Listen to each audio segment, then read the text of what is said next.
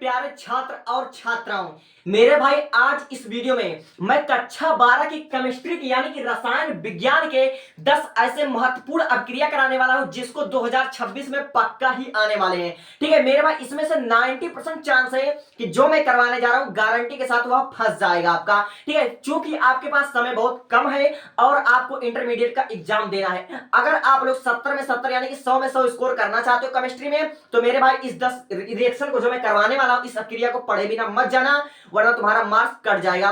और इस वीडियो में मैं आपको 10 अपक्रिया ऐसे पढ़ाऊंगा कि डायरेक्ट आपके दिमाग में ही सेव हो जाएगा। तो एक बार विश्वास करके इस 10 अपक्रिया को आप लोग मेरे साथ पढ़िए। ठीक है, ध्यान से, और मैं आपको विश्वास दिलाता हूं आपको एक ही बार में मतलब आपके दिमाग में सेव कर दूंगा। ठीक है, तो इस 10 महा मोस्ट इंपॉर्टेंट अपक्रियाओं में से सबसे पहला जो हमारा अपक्रिया है बुश अपक्रिया, यह हर एक बोर्ड एग्जाम की दृष्टि से महत्वपूर्ण है। ठीक है, तब देखिए अगर यह आपके बोर्ड एग्जाम में जब भी आएगा 5 नंबर से कम आपका नहीं आएगा। ठीक है, अगर केवल आपको कहेगा समीकरण लिखने को तो आप समीकरण लिखिएगा, लेकिन अगर इस प्रकार आएगा कि इस पर टिप्पणी लिखिए, ठीक है, तो आपका 5 नंबर आएगा और आपको पूरा लिखना पड़ेगा। ठीक है, इसका लैंग्वेज लिखना पड़ेगा।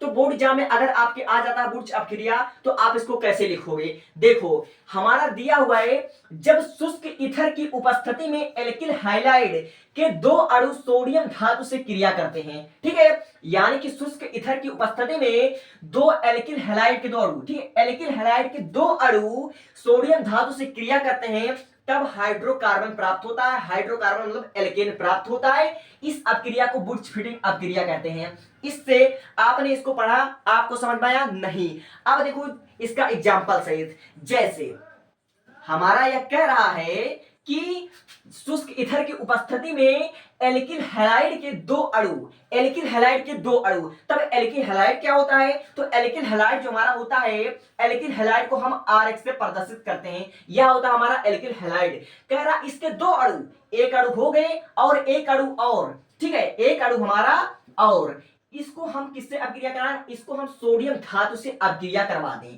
ठीक है, इसको हम सोडियम धातु से जब अपक्रिया कराएंगे, ठीक है, तब हमको प्राप्त होगा हाइड्रोकार्बन, यानी कि हमको प्राप्त होगा क्या? एल्केन। यही हमारा कहलाता है बुश फीडिंग अपक्रिया। ठीक है, RX और RX, यह हमारा क्या? यह हमारा है क्या है? Alkyl halide. इसको जब हम इसके 2 अणु जब सोडियम धातु से अपक्रिया करवाएंगे तो हमको प्राप्त होगा हाइड्रोकार्बन।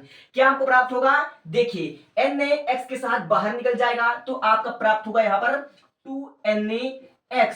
ठीक है, और आपका R यहां पर बच रहा है। ठीक है, तो आप लोग इसको ऐसे लिख देंगे। ठीक है, यह आपका क्या हो जाएगा? बुश फीडिंग अपक्रिया हो जाएगा। अब इसको हम अच्छे से समझते हैं।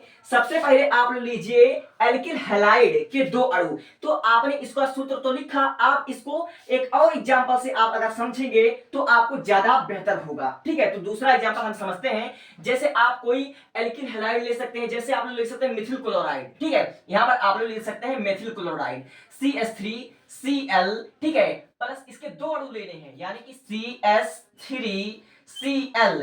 अब किसके साथ? सोडियम के साथ। यहां पर आप लोग लिखोगे सोडियम के साथ। ठीक है, अब जब इसका आप लोग अपक्रिया कराओगे किसकी उपस्थिति में? शुष्क ईथर की उपस्थिति में। यहां पर आपको शुष्क ईथर लिख देने हैं। ठीक है, शुष्क ईथर की उपस्थिति में आप अपक्रिया करवा रहे हो। ठीक है, शुष्क ईथर की उपस्थिति में जब आप लोग अपक्रिया करवाओगे तो आपको क्या प्राप्त होगा?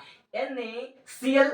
ठीक है, ये आपका बाहर निकल जाएगा। ठीक है, 2NaCl, ये आपका सोडियम क्लोराइड बाहर निकल जाएगा और आपका CH3CH3, ये आपका हो जाएगा एथेन। ठीक है, यानी कि हाइड्रोकार्बन यानी कि एल्केन हो जाएगा। CH3 और CH3 इस प्रकार आपका हो जाएगा। ये आपका हो गया हाइड्रोकार्बन यानी कि एल्केन हो गया। ठीक है, यह आपका हो गया हाइड्रोकार्बन। हाइड्रोकार्बन। ठीक है, अगर आप लोग इसका नाम भी लिखना चाहते हो तो आप लोग लिख सकते हो। ठीक है, मैं आपको नाम भी लिख लेता हूं। ये आपका है मेथिल क्लोराइड। ठीक है, ये आपका है मेथिल क्लोराइड। ये आपका मेथिल क्लोराइड है, ये भी आपका मेथिल क्लोराइड है, ये आपका सोडियम है। ठीक है, ये आपका क्या है? सोडियम है। ठीक है, और ये आपका बन गया एल्केन। ठीक है, ये आपका हो गया एल्केन और ये आपका हो गया सोडियम क्लोराइड। ठीक है, ये आपका हो गया सोडियम क्लोराइड।